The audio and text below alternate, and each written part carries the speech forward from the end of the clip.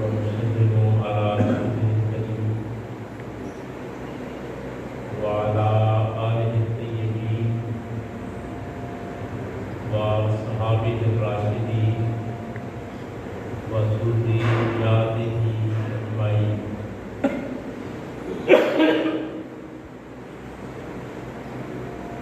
أما بعد فأعوذ بالله من الشيطان الرجيم.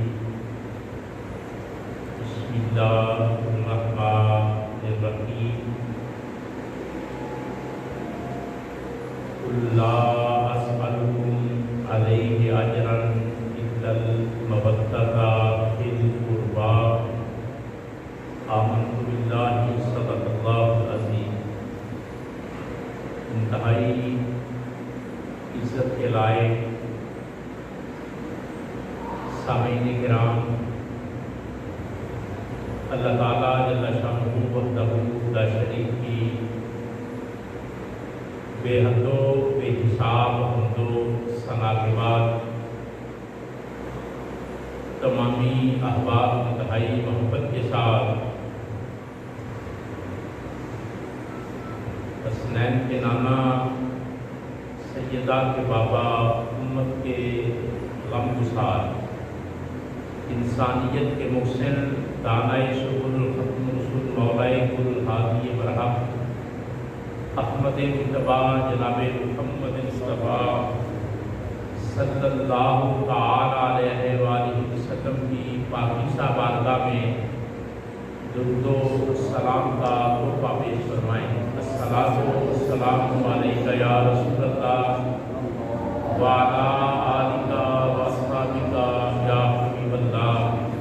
الصلاۃ والسلام علیک یا رحمۃ للعالمین وعلی آلک واصحابک یا شفیع المذنبین.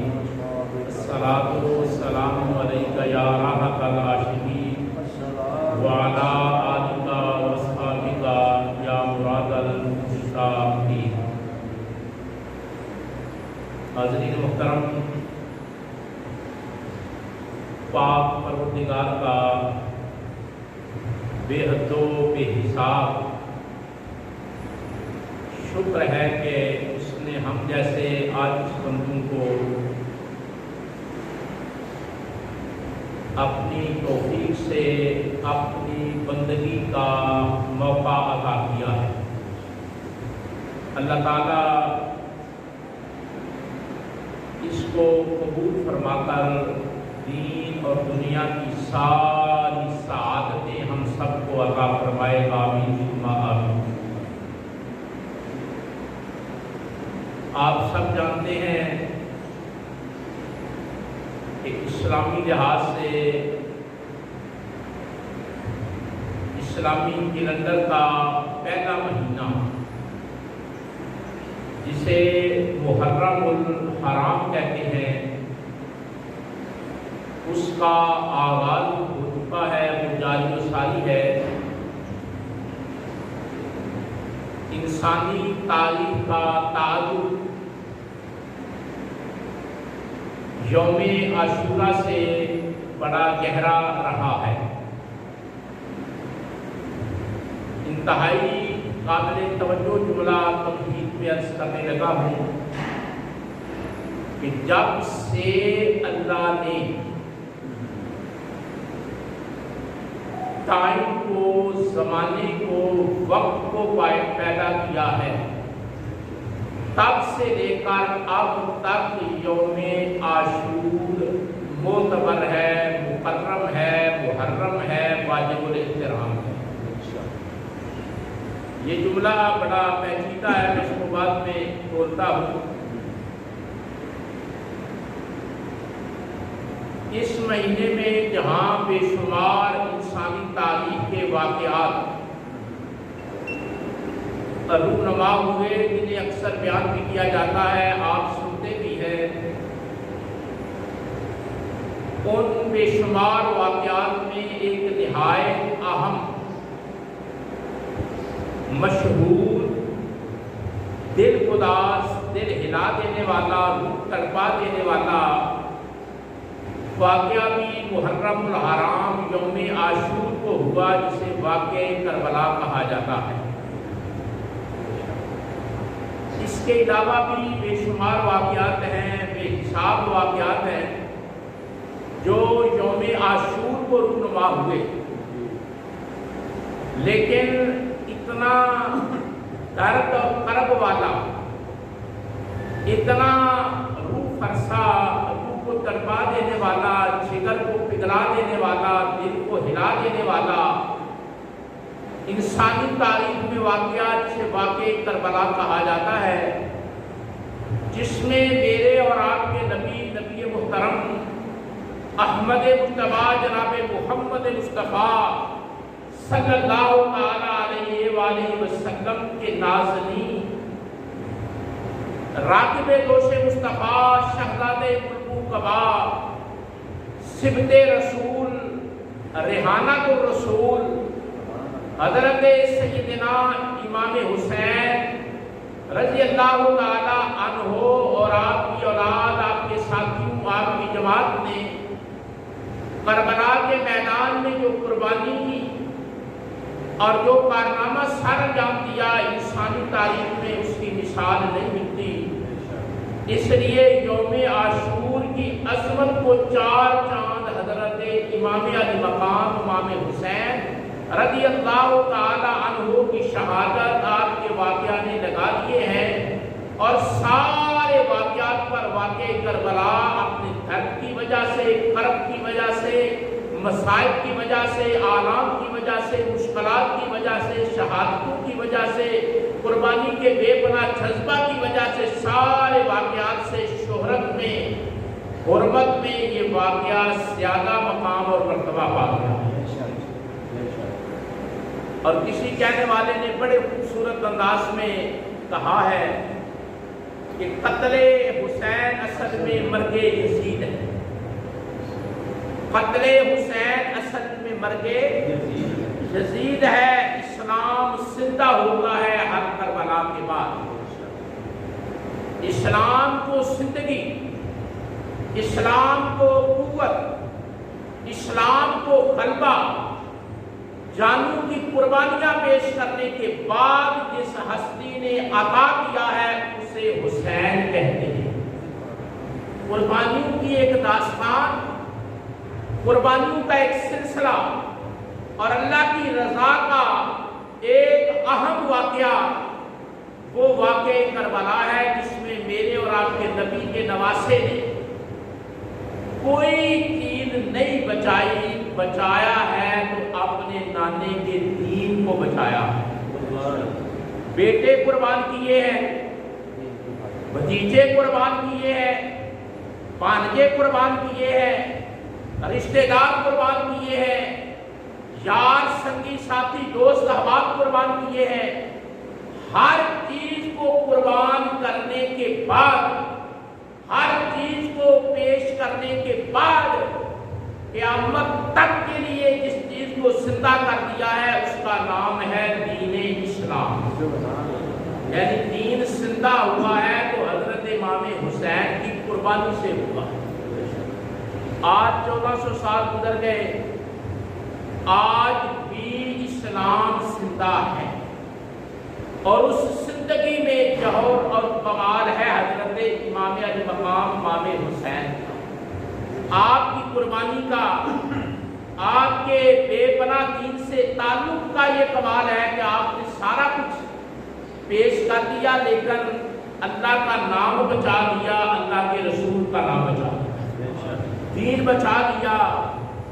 جیسے تھوڑی دیر پہلے مولانا شوکت صاحب وہ شعر پڑھ رہے تھے کہ شاہ است حسین، بادشاہ است حسین، یعنی امام علی مقام حضرت امام حسین کی شان اور مرتبہ یہ ہے کہ شاہ است حسین، بادشاہ است حسین، سر داد نہ داد دست در دست یزید، حقا کے بنائے لا الہ است حسین۔ یعنی خوبصورت بات کہی کہ شاہ است حسین، بادشاہ است حسین، دین است حسین، دین پناہ است حسین، سر داد نہ داد دست در حسن حسین کہ کلمے کا بنڈ اور بنیاد کوئی اور نہیں، وہ نبی کا نواسا حسین ہے۔ آج کلمہ کھڑا ہے نا بنیاد، تو خون حسین کی برکت سے کھڑا ہے۔ آج مسجد ہے تو حسین کی قربانی کی وجہ سے، آج اذان ہے تو حضرت حسین کی قربانی کی وجہ سے، آج قرآن تلاوت ہو رہا ہے تو حضرت حسین کی قربانی کی وجہ سے، آج نمازیں پڑھی جا رہی ہیں، روزے رکھے جا رہے ہیں، حج کیا جا رہا ہے، عمرے ہو رہے ہیں، عبادات قائم ہیں۔ اسلام کی بنیاد حضرت حسین کی قربانی ہے۔ آپ نے ہاتھ نہیں دیا یزید کے ہاتھ میں، سر دے کر کملی والے کے دین کو بچا دیا۔ سر دے کر، ہاتھ دیتے اپنا سارا کچھ بچاتے، لیکن ہاتھ نہیں دیا، اپنا سر دیا۔ کہا ہاتھ نہیں دے سکتا، سر دے سکتا ہوں، اس لیے کہ میں اپنا آپ نہیں بچانا چاہتا، میں اپنے نانا کا دین بچانا چاہتا۔ اگر حضرت امام حسین یزید کے ہاتھ میں ہاتھ دے لیتے، حکومت مل جاتی، اقتدار مل جاتا، بادشاہت مل جاتی، دولت مل جاتی، راج اور اقتدار کے مزے مل جاتے، اپنا آپ بچ جاتا، بیٹے بچ جاتے، بھتیجے بچ جاتے، بھانجے بچ جاتے، لیکن ہاتھ نہیں دیا۔ فیصلہ یہ کیا کہ میں نے کچھ نہیں بچانا، ایک چیز بچانی ہے، اس کا نام ہے دین اسلام۔ اس لیے کہا جاتا ہے قتل حسین اصل میں مرگ یزید ہے۔ اسلام زندہ ہوتا ہے ہر کربلا کے بعد، اسلام کو ایسی زندگی عطا کر گئے، اب قیامت تک جب بھی اسلام جگ بگائے گا، اس پہ مشکل وقت آئے گا تو حسین کی قربانی اسے اپنے پاؤں پہ کھڑا کر دے۔ اب ہم نے آج میں نے جو آپ کے سامنے چیز رکھنی ہے وہ دو تین بنیادی مسئلے۔ وہ مسئلے یہ ہیں کہ محرم کا جو مہینہ ہے یہ ہم سے کیا چاہتا، یا اس کے علاوہ آسان لفظوں میں کہہ رہے کہ ہم نے یوم عاشور 10 محرم کو، جسے عاشورہ کا دن کہا جاتا ہے، یوم عاشور کہا جاتا ہے، اس دن کو ہم نے کیسے منانا ہے۔ سوچنے والی بات یہ ہے نا کہ یوم عاشور کو عزت تو عطا کر گیا خون حسین، یوم عاشور کو شہرت دے گیا حضرت امام علی مقام امام حسین کا فیصلہ، یوم عاشور کو سر بلند کر گیا حضرت امام علی مقام امام حسین کی قربانیوں نے سر بلند کر دیا۔ اب سوچنا یہ ہے کہ ہم یوم عاشور کو کیا کریں تو سرخرو ہو سکتے ہیں۔ کیا آپ کا ذہن تسلیم کرتا ہے کہ اس بات پہ ہمیں سوچنا چاہیے، اس بات کو ہم کو سیکھنا چاہیے، اس بات کے بارے میں ہمیں علم ہونا چاہیے کہ ہماری ذمہ داری کیا ہے۔ واقعہ کربلا تو ہو گیا، وہاں ہر قربانی میرے حسین نے دے دی، نبی کا نواسا دین کو بچا گیا، لیکن ضرورت اس بات کی ہے کہ میں نے کیا کرنا ہے، آپ نے کیا کرنا ہے، قوم نے کیا کرنا ہے۔ اگر قوم کی یہ رہنمائی ہو جائے کہ کیا کرنا ہے، یا دین اسلام یوم عاشور کو منانے کا حکم کس طرح دیتا ہے، شریعت کے اندر اس کے کیا تقاضے ہیں، اگر آپ اس بات کو سیکھ جاتے ہیں، سمجھ جاتے ہیں، تو جو برکتیں اللہ نے یوم عاشور میں رکھی ہیں وہ ساری برکتیں آپ بھی حاصل کر سکتے ہیں۔ چاہیے ایسا، چاہیے یا نہیں چاہیے، ایسا انداز ہونا چاہیے، یہ طریقہ اختیار کرنا چاہیے، یہ رنگ اور ڈھنگ ہم میں پیدا ہونا چاہیے کہ یہ دن ہم سے مطالبہ کیا کرتا ہے، اس دن کا تقاضا کیا ہے۔ اگر ٹھنڈے دل سے، غور سے، دھیان سے، ہمارا پرابلم یہ ہے کہ ہم سیکھتے نہیں، اور اگر کوئی سکھائے تو ہم سنتے نہیں، اور اگر سن لیں تو پھر اس کو اپناتے نہیں۔ لیکن دین کوئی بھی بیان کرے، جب وہ دین بیان کرتا ہے تو سننے والوں پر لازم ہے کہ اس پر عمل کریں. جب اس پر عمل کریں گے تو آپ کو سننے والوں کو اس چیز کی برکتیں نصیب ہوں گی. سب سے پہلی بات، قرآن مجید میں اللہ نے 4 مہینوں کو عزت والا کہا. کتنے مہینوں کو؟ 4. اللہ فرماتا ہے مہینے میں نے پیدا کیے. بڑی توجہ سے آپ نے 2-3 مسئلے سیکھنے ہیں. اللہ فرماتا ہے کہ مہینے میں نے بنائے ہیں. 12 مہینے اللہ کہتا ہے میں نے پیدا کیے ہیں. ٹائم کو، وقت کو میں نے پیدا کیا ہے. یہ جو وقت ہے نا، ٹائم جسے کہتے ہیں، زمانہ جسے کہتے ہیں، اللہ قرآن مجید میں فرماتا ہے کہ یاد رکھو، صرف یہ نہ سمجھنا کہ صرف میں نے تمہیں پیدا کیا ہے، وقت کو بھی تمہارے رب نے پیدا کیا ہے. وقت بھی اللہ کا پیدا کرتا ہے. ٹائم کو اللہ نے تخلیق کیا ہے. ٹائم کا اللہ بھی، خالق بھی اللہ ہے. تو فرمایا میں نے وقت کو جب پیدا کیا، آدم علیہ السلام تھے، وقت تھا. نوح علیہ السلام تھے، وقت. شیش علیہ السلام حضرت آدم کے بیٹے تھے، وقت. حضرت ادریس تھے، وقت تھا. حضرت ابراہیم تھے، وقت. حضرت عیسیٰ و موسیٰ پیغمبر تھے، وقت تھا. الغرض 1,24,000 نبی آئے، وقت تھا. پہلا انسان کائنات میں آیا، وقت موجود تھا. وقت کا خالق اللہ ہے. اللہ فرماتا ہے ٹائم کو، وقت کو میں نے پیدا کیا ہے، اور پھر اس ٹائم کو مہینوں میں، 12 مہینوں میں. یہ کسی فلاسفر نے تقسیم نہیں کیا. اللہ فرماتا ہے تمہارے رب نے تقسیم کیا. یہ جو مہینے بنائے ہیں نا، آپ مسئلہ سمجھیں گے، بڑا گہرا آپ کو مسئلہ سمجھ آئے گا. ٹائم کو کس نے پیدا کیا ہے؟ ماشاءاللہ. اللہ کا رب کھل کر کہا کرو. ٹائم کو کس نے پیدا کیا ہے؟ اور مہینے کس نے بنائے ہیں؟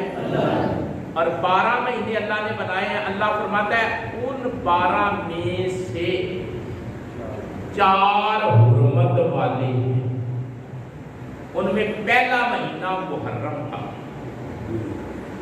اس کا پھر آتا ہے رجب کا، پھر آتا ہے سکاد کا، پھر آتا ہے ذوالحج کا. یہ بڑی عید والا 4 مہینے اللہ فرماتا ہے کہ جو میں نے 12 بنائے ہیں ان میں سے 4 حرمت والے ہیں، عزت والے ہیں. مطلب اس کا کیا ہے کہ وہ عزت والے ہیں؟ باقی مہینے کوئی بے عزت ہے؟ نہیں، وہ بھی عزت والے ہیں. لیکن اس کا کیا مطلب ہے کہ اللہ نے قرآن میں ان 4 مہینوں کو کہا کہ میں نے 12 بنائے ہیں، ان میں سے 4 کو عزت عطا کر دی ہے، ان کی حرمت کا بیان کر دیا، ان کے مقام اور مرتبے کا بیان کر دیا. اس کی وجہ کیا ہے؟ علماء فرماتے ہیں اس کی وجہ یہ ہے، اللہ کی مرضی اور منشا یہ ہے کہ ویسے تو ساری زندگی گناہ سے بچو، ساری زندگی اپنی گناہوں سے بچا کر رکھو، گناہوں سے بچو، لیکن بالخصوص ان 4 مہینوں میں ظلم نہ کرنا. ظلم گناہ ہے، ظلم نہ کرنا. ان مہینوں کو میں نے عزت عطا کر دی ہے. اس مسئلے کو کافر بھی سمجھتے تھے، مشرک بھی سمجھتے تھے. وہ اگر کہ ایمان کی دولت نہیں رکھتے تھے، لیکن ان 4 مہینوں میں اپنی تلواریں نیام کے اندر بند کر کے رکھ دیتے تھے. آواز نہیں آتی تھی لڑائی کی، تلوار کے چلنے کی، جنگ کی، جدال کی، فساد کی. وہ کہتے تھے ہمارے اللہ نے ان مہینوں کو حرمت دی ہے. وہ جنگ بند کر دیتے تھے. کملی والے نے فرمایا جنگ بھی بند کرنی ہے 4 مہینوں میں. بالخصوص اپنے آپ کو گناہوں سے بچا کر رکھنا ہے، ظلم نہیں کرنا. اللہ ان عزت والے مہینوں کے صدقے انسان کی توبہ قبول فرماتا ہے. سب سے پہلی بات جو ہم نے سیکھنی ہے نا، وہ یہ ہے کہ ہم محرم الحرام کو مناتے ہیں ایک روایتی انداز سے، لیکن یہ رحمت نہیں کرتے کہ ہم محرم الحرام کو، یوم عاشور کو اس طرح منائیں جس طرح ہمارے نبی نے ڈیمانڈ کیا ہے، جس طرح ہمیں اسلام کہتا ہے، شریعت کہتی ہے۔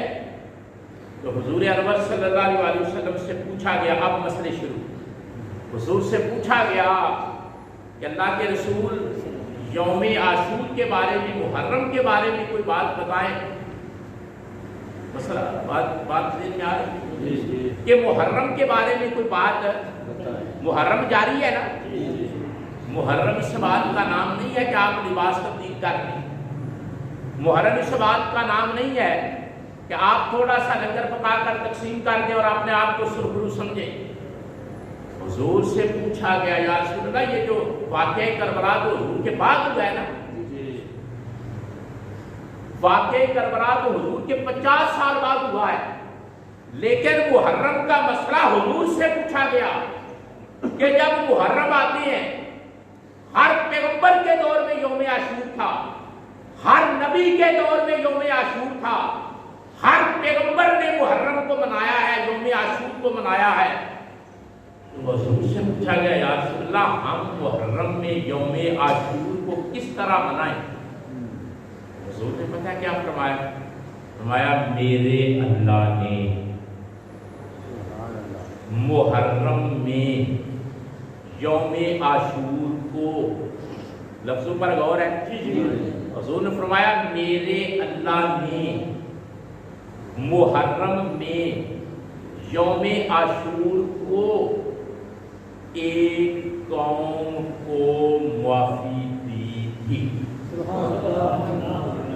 مسئلہ کیا پوچھا جا رہا ہے کہ کیسے سیلیبریٹ کریں محرم کو، ہماری زندگی میں محرم آئے تو کیا کریں؟ محرم صرف واقعہ کربلا کی وجہ سے معتبر نہیں، محرم کے واقعہ کربلا کو زیادہ عزت واقعہ کربلا نے دی ہے، لیکن پہلے انسان سے لے کر قیامت تک محرم رہا ہے، رہے گا اور اس کا ذکر ہوتا رہے گا۔ ہر پیغمبر نے محرم کو سیلیبریٹ کیا ہے۔ کچھ سمجھ آ رہی؟ یعنی محرم کربلا، آپ اگر یہ بات سیکھیں گے نا، آپ کے عقیدے میں نکھار پیدا ہوگا کہ محرم صرف واقعہ کربلا کی وجہ سے محترم نہیں، محرم صرف حضرت امام حسین کی شہادت کی وجہ سے عزت والا نہیں، بلکہ محرم ہر پیغمبر کے دور میں، ہر زمانے میں محترم رہا ہے، اور ہر نبی نے محرم کے یوم عاشور کو عزت سے منایا ہے۔ اب یہ مسئلہ جب سیکھیں گے، اب حضور نے جب یہ پوچھا گیا یا رسول اللہ ہم کس طرح منائیں، تو حضور نے فرمایا میرے اللہ نے محرم میں یوم عاشور کو ایک قوم کو معافی دی تھی۔ مسئلہ سمجھیں کہ محرم کو حضور کس طرح بیان کر رہے ہیں۔ فرمایا ایک قوم کو میرے اللہ نے معافی دی تھی، وہ گناہگار تھی، ظالم تھی، سرکش تھی، بغاوت کرنے والی تھی۔ قرآن مجید میں اس قوم کا ذکر ہے، اس قوم کو بنی اسرائیل کہا جاتا ہے۔ کیا کہا جاتا ہے؟ بنی اسرائیل۔ اللہ نے یوم عاشور کو محرم میں ایک نبی کی اس قوم کو معافی دی۔ اگلا جملہ سنیں، حضور نے فرمایا مجھے امید ہے، مجھے امید ہے کہ میرا اللہ میری امت کو محرم کے یوم عاشور کو ضرور معافی عطا کرے گا۔ اب سمجھے، یہ پہلا مسئلہ ہے کہ محرم کی حضور نے تعریف کیا بیان فرمائی ہے۔ کملی والے آقا نے محرم کے بارے میں کیا ارشاد فرمایا؟ فرمایا مجھ سے پہلے ایک نبی کے دور میں ایک قوم سرکش ہو گئی، ظالم ہو گئی، گناہ کرنے لگی، اللہ اور اللہ کے پیغمبر کی نافرمانی کرنے لگی اور یوم عاشور کو محرم کی 10 تاریخ کو اللہ نے اس نبی کی قوم کو معافی عطا کی۔ حضور نے فرمایا مجھے امید ہے، غور کرنا، حضور نے فرمایا مجھے امید ہے کہ میرا اللہ میری امت کو یوم عاشور ہی کو معافی عطا کرے گا۔ یعنی پہلے قوم کا ذکر کیا، آپ ذرا توجہ سے سننا، پھر آپ کو سمجھ آئے گی کہ عاشورہ کو کیا کرنا ہے۔ حضور نے فرمایا ایک قوم کو پہلے معافی ملی، وہ گناہگار تھی، خطا کار تھی، غافل تھی، اس قوم کو جب معافی ملی تو محرم کا 10واں دن تھا، یوم عاشور تھا۔ حضور نے فرمایا میری امت کو بھی معافی ملنی ہے یوم عاشور کو۔ اب میں سوالیہ نشان بن کر آپ سے پوچھنے لگا ہوں، ہم نے پھر محرم اس کام میں گزارنا ہے، ہم نے عاشور کو کیسے سیلیبریٹ کرنا ہے، کیسے منانا ہے؟ حضور نے تو بیان فرما دیا کہ میرا اللہ میری امت کو یوم عاشور کو معاف کرے گا۔ اب میں آپ کے ذہن تک پہنچانا چاہتا ہوں، جب حضور نے بتا دیا کہ یوم عاشور اللہ سے معافی مانگنے کا دن ہے، اللہ سے معافی طلب کرنے کا دن ہے، اور میرا اللہ میری امت کو اسی دن معاف کرے گا، تو قوم سے یہ تقاضا نہیں کیا جا رہا کہ جب یوم عاشور آئے تو کوئی اور کام نہ کرنا، اپنے رب سے معافی طلب کرنا، اپنے رب سے۔ پھر آپ کہیں نا کہ یہ معافی کا دن ہے، اللہ سے معافی مانگنے کا دن ہے۔ ایک باریک پیغام دوں، نوٹ کریں کہ ہمارے ملک میں برِ صغیر میں یوم عاشور کس طرح منایا جاتا ہے، کیا اللہ سے معافی مانگنے کا رجحان اس دن کو موجود ہے یا نہیں؟ جواب پتلا ہے۔ میرے نبی نے فرمایا یوم عاشور میں پہلا کرنے والا یہ کام ہے، آدمی اپنے رب سے اپنے گناہوں کی معافی مانگے، تاکہ اس دن کو پہلے قوم کو معافی ملی ہے اور میری امت کو بھی اسی دن معافی ملے گی۔ اب آپ کو سمجھ آ گیا پہلا مسئلہ۔ دھوئیں دار تقریریں بھی زندگی رہی تو کریں گے، لیکن باریک مسائل آپ سمجھیں۔ 10 محرم کو آپ نے کس طرح سیلیبریٹ کرنا ہے؟ اللہ سے معافی مانگنا۔ دوسرا مسئلہ، حضور نے فرمایا جو آدمی 10 محرم کو، جسے یوم عاشور کہتے ہیں، جو آدمی یوم عاشور کو اپنے بال بچے پر، اپنے عزیزوں پر، اپنے رشتہ داروں پر، اپنے تعلق داروں پر زیادہ پیسے خرچ کرتا ہے اور رزق دیتا یوم عاشور کو، فرمایا اپنے بال بچے پر پیسے خرچ کرتا ہے، یہ پیسے نہیں تو فلاں غلط چیز لے لو، کھانا اچھا دیتا، نعمتیں اچھی تیار کرواتا ہے یوم عاشور کو، رزق میں وسعت پیدا کرتا ہے، زیادہ رزق کا بندوبست کرتا ہے، اپنی اولاد کو، اپنے زیر کفالت افراد کو رزق میں وسعت دیتا ہے۔ حضور نے فرمایا اللہ یوم عاشور کی برکت سے سارا سال اس بندے کو زیادہ رزق دیتا۔ تو مسئلہ سمجھ آ رہا کہ یوم عاشور کو اپنے بچوں کو، اپنی بیوی کو، اپنی بہن کو، اپنے بھائیوں کو، اپنے ماں باپ کو، اپنے رشتہ داروں کو، جو آدمی رزق زیادہ دیتا ہے، رزق میں وسعت پیدا کرتا ہے، حضور نے فرمایا سارا سال اللہ اس کے رزق میں وسعت دے دیتا ہے۔ یعنی پھر آسان سا مسئلہ ہے، جب آپ رزق زیادہ دیں گے تو ختم تو آٹومیٹکلی آ جائے گی۔ جب رزق زیادہ ہوگا، وسعت ہوگی، خرچ زیادہ کریں گے، آپ زیادہ دولت اپنے گھر اس دن، زیادہ پیسے خرچ کریں گے اپنے بال بچے پر، اچھا کھانا تیار کریں گے، اچھا پانی بنائیں گے، اچھی نعمتیں لائیں گے، ظاہر ہے ان نعمتوں کو کھانے کے لیے اللہ کا شکر بھی تو ادا کرنا ہے، اللہ کا نام بھی لینا ہے، اسے ہی ختم کہتے ہیں۔ یہی ختم ہے۔ اب صحابہ کا سنو مسئلہ کیا تھا۔ صحابہ کہتے ہیں کہ جو حضور نے فرمایا ہم نے وہ کیا اور جو بیان کیا وہ پایا۔ مطلب کیا ہے کہ جو حضور نے کہا کہ اپنے بچوں پر، اپنے ماں باپ پر، اپنے بہن بھائیوں پر رزق کا دروازہ کھولو، یوم عاشور کو رزق کا دروازہ کھولو۔ صحابہ کہتے ہیں کہ ہم نے حضور کی اس بات پر عمل کیا۔ کذالک نجدناہ، کہتے ہیں جس طرح حضور نے بیان کیا تھا ہم نے اسی طرح کر کے دیکھا ہے، خدا نے ہمارے سارے سال میں برکتیں عطا۔ کتنے مسئلے آپ نے سیکھ لیے ہیں؟ تو پہلا مسئلہ کیا سیکھا تھا کہ یوم عاشور کو ہم نے کیا کرنا ہے؟ اللہ سے سارے مل کر بولو، اللہ سے۔ دوسرا مسئلہ میں نے کیا اپنی اولاد پر، اپنے اہل و عیال پر جتنا ہو سکے خرچ کرنا۔ اس کا حضور نے فرمایا سارا سال رزق زیادہ ہو۔ آپ میں سے کوئی بندہ ایسا ہے جو کہے کہ مجھے زیادہ رزق کی ضرورت نہیں؟ کوئی ایسا ہے جڑا کنوں کن بھرے ہے وہ بھی آتا ہے اور اٹھتے آ جائے؟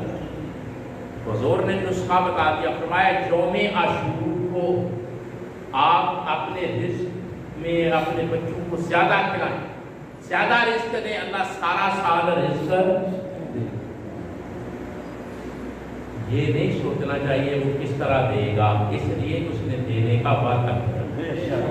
واللہ خیر الرازقین، بن مانگے وہ رزق دیتا، رزق دینے کا اس نے وعدہ کیا۔ تیسرا مسئلہ سنیں، آج اب یہاں جمعہ پڑھ کر آپ یہاں سے اٹھیں تو کم از کم آپ کا سین بنا ہو کہ میں نے یوم عاشور کس طرح سیلیبریٹ کرنا ہے۔ تیسرا مسئلہ سنیں، حضور کی بارگاہ میں ایک صحابی آیا کہ یا رسول اللہ صلی اللہ علیہ وسلم میں نوجوان ہوں، میں نوجوان۔ حضور نے فرمایا بولیے۔ عرض کرنے لگے یا رسول اللہ میں چاہتا ہوں کہ روزہ رکھوں،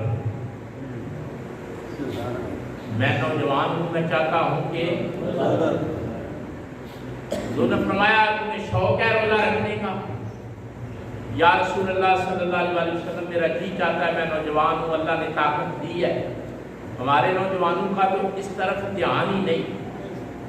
ہمارے نوجوان تو ہر وہ پلان بناتے ہیں جس میں عیاشی کا پہلو، تقوی والے پہلو کو نظر انداز کر دیتے ہیں۔ قوم کو دیکھنا خالی یوم آزادی ہے نا، قوم کو دیکھنا کہ کس طرح شرم سے ڈوب جاتا ہے آدمی اپنی قوم کو دیکھ کر، یہ ساری بانسریاں نکالتے ہیں اور سڑکوں پر جو حال کریں گے۔ پتہ چلتا ہے کہ 1947 میں ملک آزاد ہوا تھا، قوم نے کچھ نہیں سنا۔ ہم جب اپنے تہوار دیکھتے ہیں نا، کل یوم آزادی، آپ اپنی سڑکوں کو دیکھ لینا، شریف آدمی گزر نہیں سکے، آواز اتنی سڑکوں پر ہوگی، لوگوں کا سکون غارت ہوگا۔ مجھے کوئی ایک تصویر دکھا دینا کہ نوجوانوں نے فیصلہ کیا ہو کہ آج دن کا آغاز آزادی کا دن ہے، ہم سارے مل کر باجماعت کوئی نماز پڑھیں گے تاکہ اللہ کا شکر ادا ہو۔ کوئی ایک تصویر بھی آپ کو نظر نہیں آئے گی۔ ہمارا ٹرینڈ ٹھیک نہیں، ہمارا رجحان ٹھیک نہیں۔ یہ سمنن میں نے بات کرنی تھی بیچ میں کر دی، کم از کم اللہ کے شکر سے آپ نے تہوار کو منانا چاہیے۔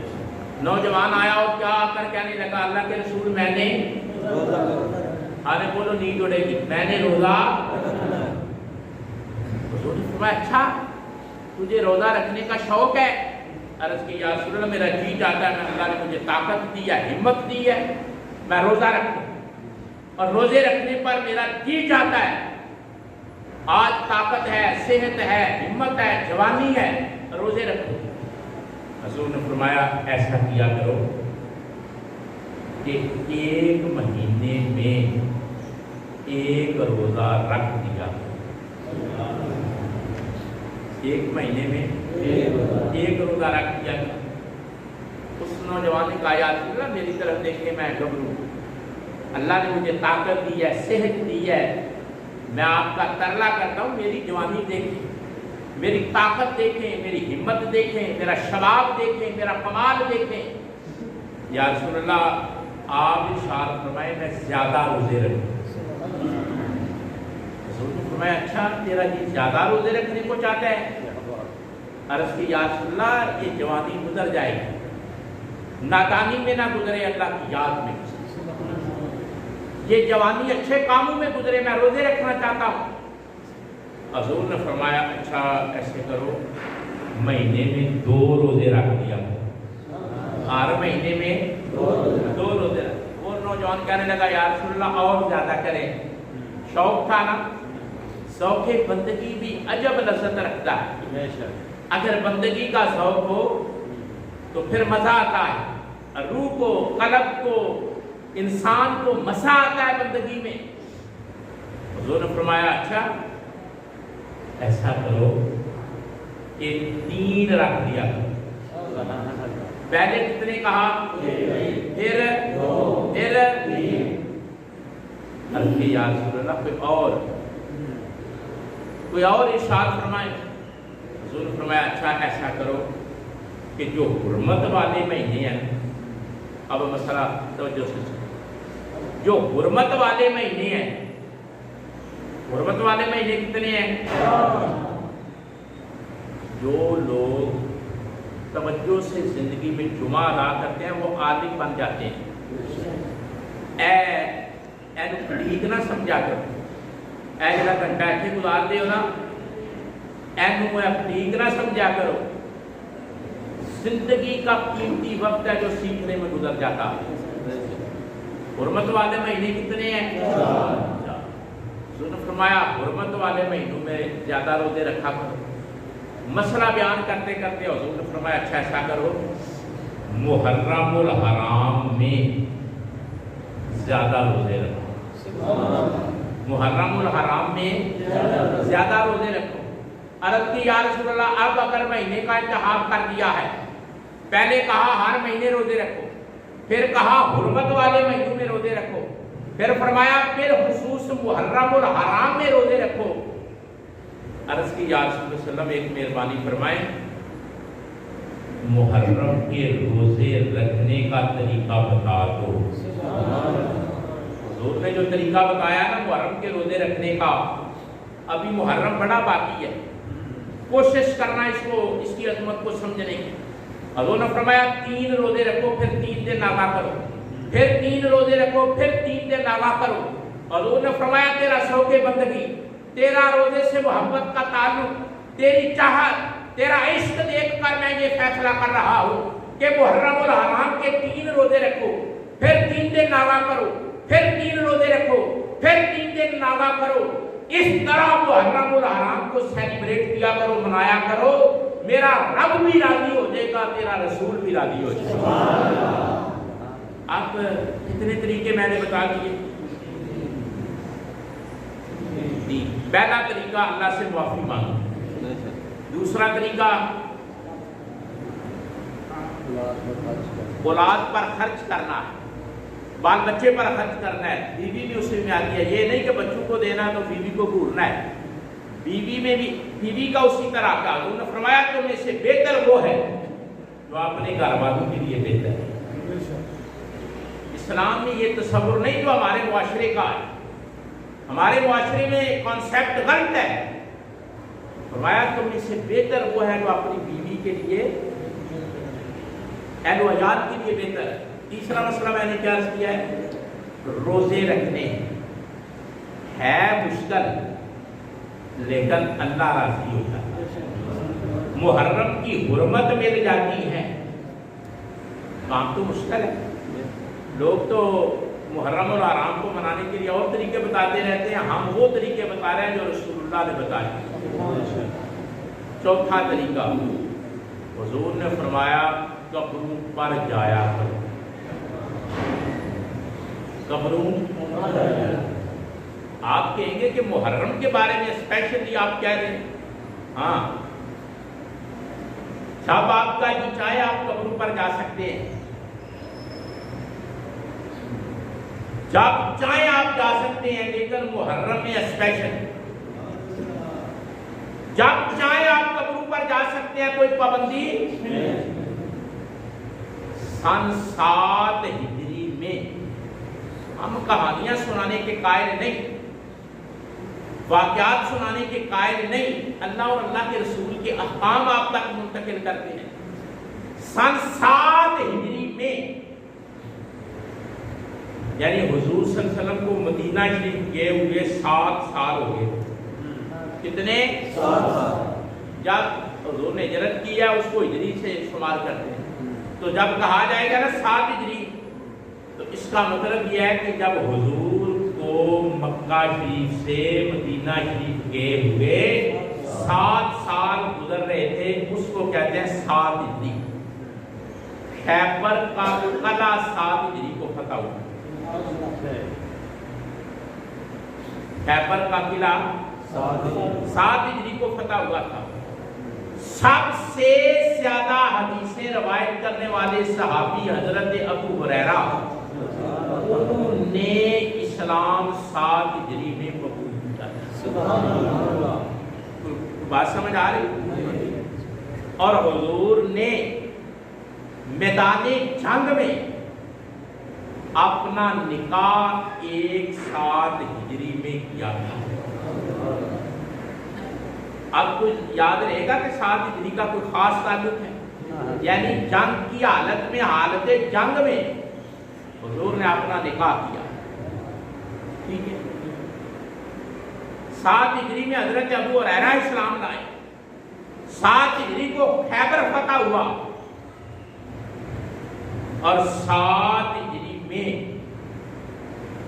یہ جو مسئلہ میں بیان کرنے لگا ہوں، حضور نے فرمایا کنت نہیتکم عن زیارت القبور فزوروها، فرمایا میں نے تمہیں منع کیا تھا قبروں پر جانے سے، فزوروها، اب حکم دیتا ہوں قبروں کی زیارت کیا۔ قبروں کی زیارت کیا۔ اب بھی کوئی کہے جی سانو کو گن ڈاڈی دے دسو، میں کہتا ہوں تم جاہل ہو، تمہیں علم نہیں۔ رسول اللہ صلی اللہ علیہ وسلم نے فرمایا کنت نہیتکم عن زیارت القبور فزوروها، فرمایا میں اللہ کے رسول نے پہلے تمہیں روکا تھا، فزوروها، اب تمہیں کہتا ہوں 7 ہجری کو۔ حضور نے فرمایا اب میں اللہ کا رسول اعلان کرتا ہوں دین مضبوط ہو چکا ہے، لوگ اسلام کو بخوبی جان چکے ہیں، اب اللہ کا رسول تمہیں اجازت دیتا ہے فزوروها، کہ قبروں پر جا کر قبروں کی زیارت کیا کرو۔ ایویں کوئی ایسی گل کرے کہ وہ بیان سی ہے، تو میں کہا جو رسول اللہ نے آخیا وہ نہیں چنگا لگتا۔ کوئی آخے گا ساڈے مولوی صاحب آتے نے نہیں جانا چاہیے، تو مولوی ایڈا معتبر ہو گیا رسول اللہ تو زیادہ، اس مولوی نے مسیتوں باہر کٹو جڑا آندا قبراں تے نہیں جانا چاہیے، وہ پیچھے تہاڈیاں نمازاں کھادیاں۔ جیڑا بندہ تہانوں انج دے مسئلے سنائے رسول اللہ دی حدیثاں دے مخالف، پھر وہ پیچھے تسی نمازاں پڑھو تے آکھو نہیں دیکھے نہ دیکھے نہ، کہ دیکھیے او امام جدا عقیدہ درست نہ ہوئے، او امام جڑا میڑا ہوئے، جڑا رسول اللہ دی شریعت وچ ڈنڈی ماردا ہوئے، او دا بھی کوئی اعتبار؟ اور پھر ساڈے کول نس و بج، اور دیکھو ساڈا مولوی پیاندا سی کہ اے بندے سویرے سویرے کیسے چ جاندے نے، کیوں جاندے نے؟ میں کیا وہ اسی تے دساں گے۔ سن 7 ہجری کو میرے رسول نے فرمایا کنت نہیتکم عن زیارت القبور فزوروها فإنها تذکرکم الآخرہ، فرمایا قبروں پر جایا کرو، قبر پر جانے کی ایک برکت یہ ہے کہ تمہیں اپنا مرنا یاد آ جائے۔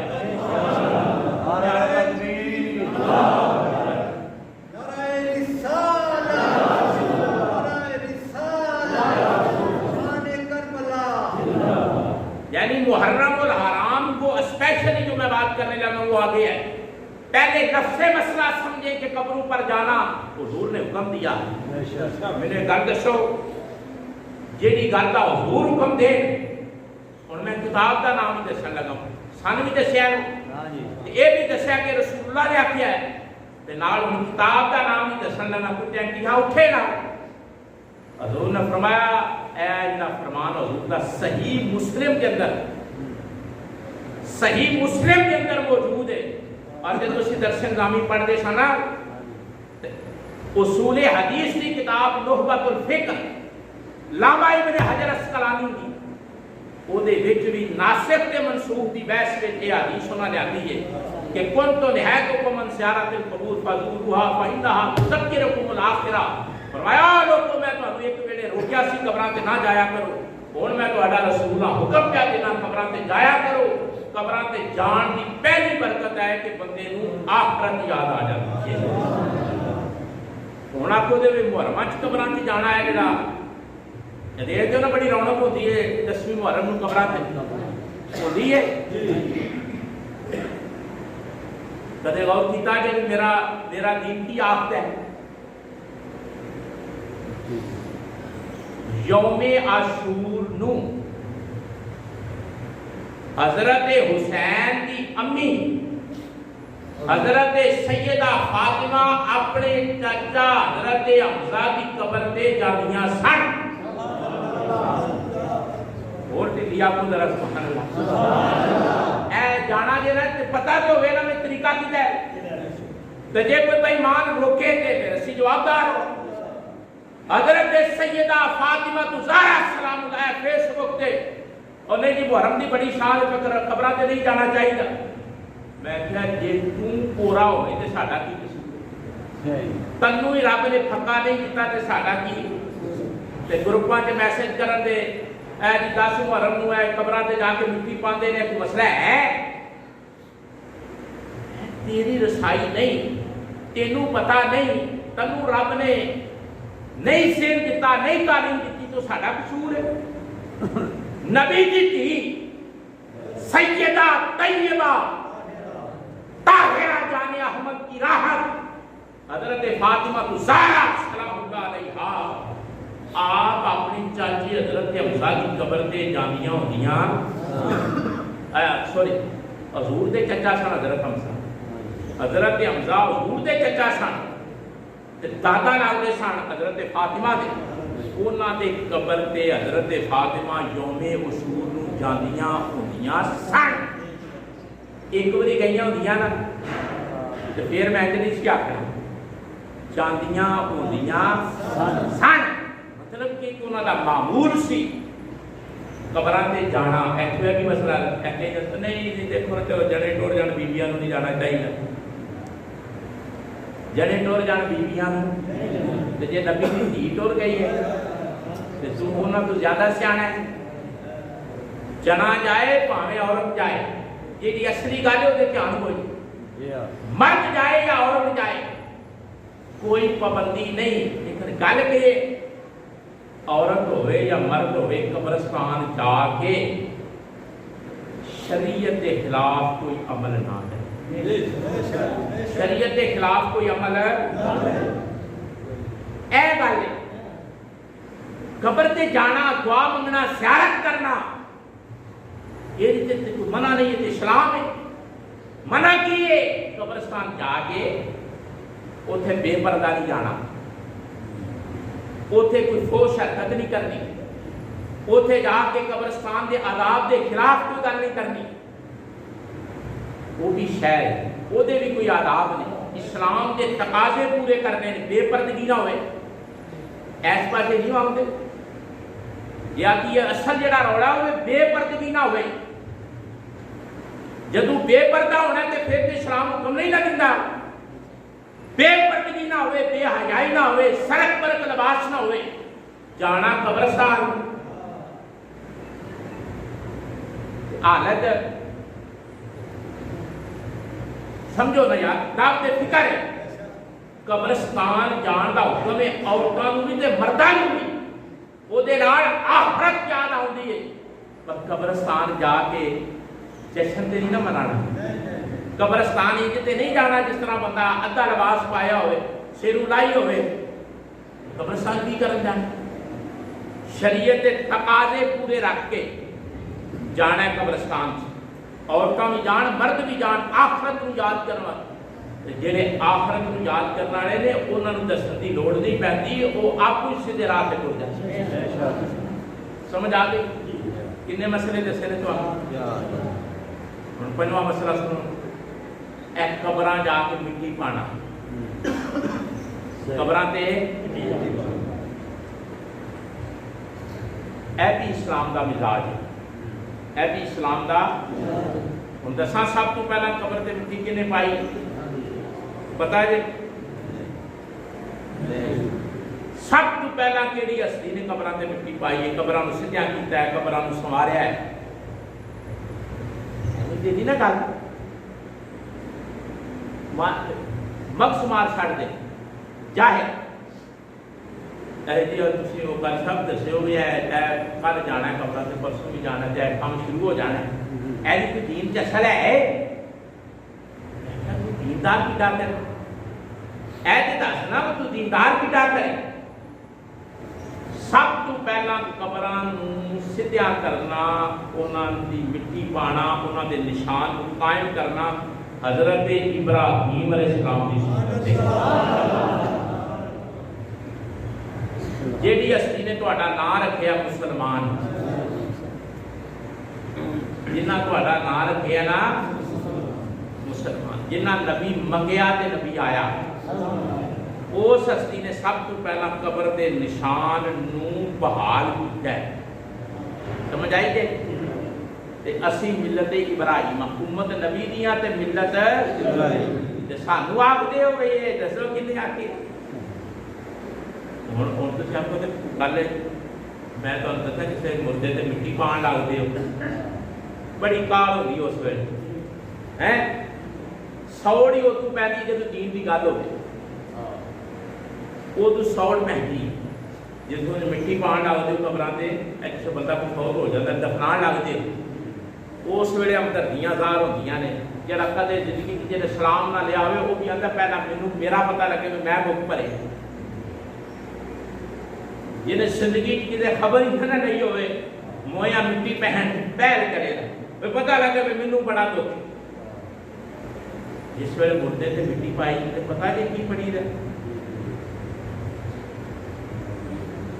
بسم اللہ علی ملت رسول اللہ اے جی اسی امت کی نہیں ہیں امت رسول پاک تے ملت اکرام ہے اس ویلے مٹی پاندے راکیدا اے عمل ملت ابراہیمی دا ایس واسطے پڑھی دا پوچھو نا مولوی رہنما کو لکھیا تیری کتاباں وچ میں پڑھنا ملت اسی کی دی ابراہیم علیہ السلام دی اس ویلے اسی اعلان کرنے مٹی پان لگیا بھی اے کام ساڈے وڈیاں کیتا ہے تے اسی بھی کرن لگے ہن جاؤ تے قبراں تے لیکن اگر تیاں بہنا جان تے پردے چ جان اپنے آپ کو کنڈیشن کٹ کے پردے کا خیال کر کے حیا دے تقاضے پورے کر کے اگر جانا چاہن تے جا سکتی ہیں پرہیز کرن تے زیادہ بہتر جب پھر واری ہوئے پھر ٹر جان مرد بھی جان عورتاں بھی جان لیکن شریعت کا خیال رکھن بے حیائی کا خیال رکھن گناہ کا خیال رکھن کوئی ایسا کام اچھا ضمن مسئلہ سن لو اگربتیاں نہیں لائی گیا قبراں اگربتیاں قبراں تے فل پائی نے فل پان کی کوئی حرج ہے لیکن اگربتی دین کا مزاج نہیں دین نہیں مانتا اگربتی اس واسطے قبر تے اگ نہیں لائی گئی منع کیتا گیا ایک صورت وچ قبر تے اگ صرف جائز ہے ضرورت پے جے تے جے او ہن دور ہی نہیں پرانے زمانے وچ پچھو وغیرہ قبراں نوں پھٹدے سن تے او ایک مسئلہ ہے سی لیکن کوئی ہن گل نہیں کوئی بندہ قبرستان چ اگربتی منع ہے ٹھیک ہے وضو نہیں کرنا تے اگربتیاں لانی وضو کچھ تھلے ڈبے جتے وضو سر نہیں ٹکنا، نظر کھلے نہیں کرنیاں، تیریاں اگربتیاں کی کرن دی؟ جے تینوں ماں نال، پیو نال، بھرا نال، بیوی نال، کسے لگنا نال پیار ہے نا، مزہ تے تاں ہے سونا جا وضو کر، سر ٹک تے لہنگے والے پاسے قبرستان تے جا کے بہو تے جھٹ لا پڑھ، تیرا ساہ سکے، تینوں پیار تے مل دا پتہ لگے، پھر تو دعا واسطے ہاتھ اٹھائیں تے آمن والے نوں پتہ لگے جہدے واسطے آیا انہوں بھی پتہ ہے۔ قوم اس پاسے نہیں لگتی، فیشن بن گیا، رواج بن گیا کہ تڑا تاڑ اگربتیاں لینیاں وہ جا کے لانیاں نے تے سرخرو ہو جانے۔ نہیں بھائی، اگربتی قبر تے لانا منع، پھل پانا قبر تے جائے، پھل پانا قبر تے خوش عقیدہ، خوش اسلام تے عمل کرنے والے لوگوں دیا قبر دے اندر بھی پھول تے قبر دے باہر بھی پھول۔ جڑے لوگ اچھے عقیدے تے زندگی گزارن دے انہاں دے اندر بھی پھول تے باہر بھی پھول۔ پھول پاؤ، جا کے تلاوت کرو، فاتحہ خوانی کرو، اپنے دل نرم کرو، قبرستان تے جا کے مٹی پا کے قبراں دی یاد، انہاں دا نشان ان قائم کرنا، یہ بھی اسلام اجازت دا کوئی یہ بات نہیں۔ آج دے جمعے تے تسی صرف مسائل سنے، دسو ایک گل تقریر کریے، انہاں دی لوڑ ہے سی یا نہیں؟ اینا مسئلہ دی لوڑ ہے یا نہیں؟ پہلا کام ہے بھی معافی نہ دن منا، دوجا اپنی اولاد دے خرچ، روزہ رکھو، اگے پیچھے رکھو، اس نے نہیں رکھنا، رکھو ضرور، روزہ ایک تو رکھو، سرکار کا فرمان پورا ہوئے، روزے رکھو، قبراں تے جاؤ، مٹی پاؤ، انہاں واسطے فاتحہ خوانی کرو، تے پتہ لگے کہ یوم عاشور پہ مناتے، یوم اللہ تعالیٰ مینوں تے تانوں عمل دی توفیق عطا فرمائے۔ حضرت امام علی مقام دے ذکر اس محرمہ چ جاری رکھنا ہے، لیکن آج جو جڑا دیہڑا پہ آਉਂدا ہے صرف او دے بارے تانوں دسیا کہ تسی کی کرنا ہے۔ سمجھ آ گئی؟ اپنی دھیاں نوں سمجھاؤ، اپنی بیویاں نوں، عورتاں نوں سمجھایا کرو کہ جب قبرستان جانا ہوئے پردہ کر کے جائیے۔ امی عائشہ پردہ کر کے قبرستان گئی ہیں، پھر ساڈیاں دھیاں نوں چاہیے نا انہاں نوں ویکھنا۔ وما توفیقی